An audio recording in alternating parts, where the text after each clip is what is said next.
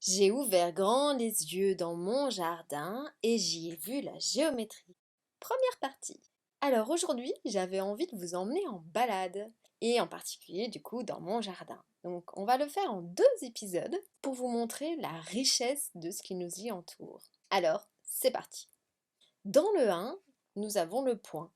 Et qui dit le point, dit, à l'intérieur de cette magnifique fleur, pouvoir tracer un cercle. À partir de là, en voici une autre qui, elle, a 2 cercles concentriques. Et puis une nouvelle qui, elle aussi, jolie pâquerette. Et elle, c'est une autre pâquerette. Regardez ici, il y a une petite araignée qui fait un énorme sourire. En tout cas, pur hasard de la présence de cette araignée souriante sur cette photo.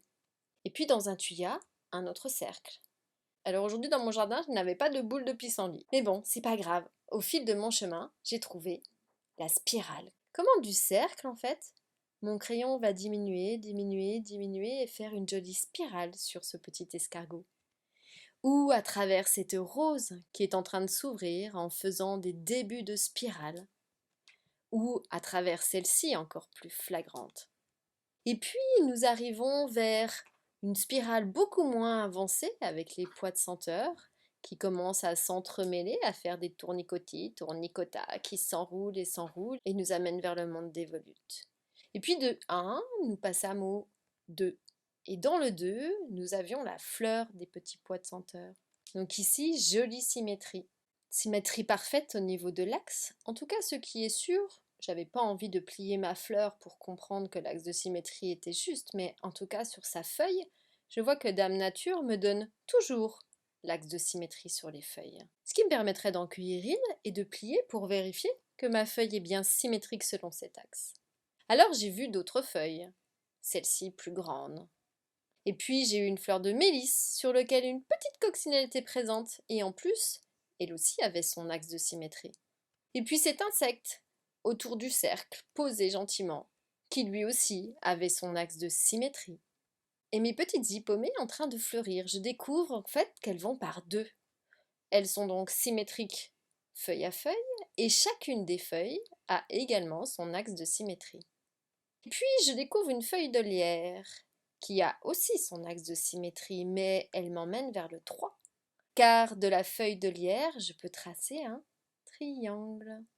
Je continue ma balade en découvrant les feuilles des fraises des bois, qui sont elles aussi inscrites dans un triangle. Et puis le trèfle, qui lui est dans un grand triangle, mais regardez bien à l'intérieur, je vais pouvoir tracer un 2e triangle.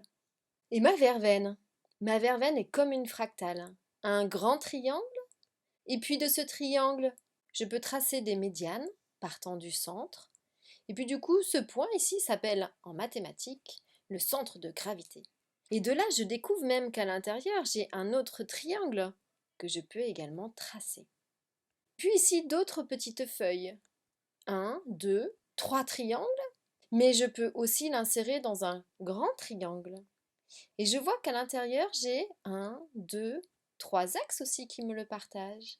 Et je vais pouvoir à nouveau tracer, avec l'intérieur de chaque cœur, un nouveau triangle, et les 2 triangles ont le même centre de gravité.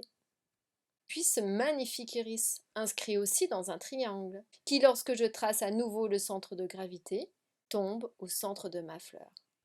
Autre iris juste splendide. Je suis chanceuse de l'avoir dans mon jardin. Qui, elle aussi, à l'intérieur de son triangle, nous découvrons son centre. Et au fil de la balade, je découvre le chiffre 4. 4 de ma kélidoine, qui a un axe de symétrie, un 2e axe de symétrie, et je peux même l'intégrer dans un carré. Dans un autre arbuste, tout en fleurs sur le chiffre 4. 4 pétales qui s'insèrent dans un carré, qui va avoir un axe de symétrie, un 2e axe de symétrie. Et puis si je prends juste les petits points qui sont ici, je vais à nouveau pouvoir tracer un carré. Si la fleur se fane, il me reste ceci, qui s'insère à nouveau dans un carré, et je retrouve avec les 4 points ici, à l'intérieur un cercle, mais je peux aussi tracer un carré. La balade continue. Un autre arbuste avec plein de petits carrés, plein de petites fleurs avec 4 pétales. Voilà, La balade est finie, je retrouve une coccinelle. Cette année, c'est une année à coccinelle, c'est juste merveilleux. Qui est parfaitement placée sur l'axe de symétrie du brin d'herbe, aligné avec le sien. En tout cas, je vous laisse digérer cette première balade, d'aller vous promener dans votre jardin et d'essayer de découvrir à votre tour tous les chiffres 1, 2, 3, 4 présents dans votre jardin, avant que nous partions à la découverte du chiffre 5, 6, peut-être 7 et 8. Je vous dis à bientôt pour une prochaine balade.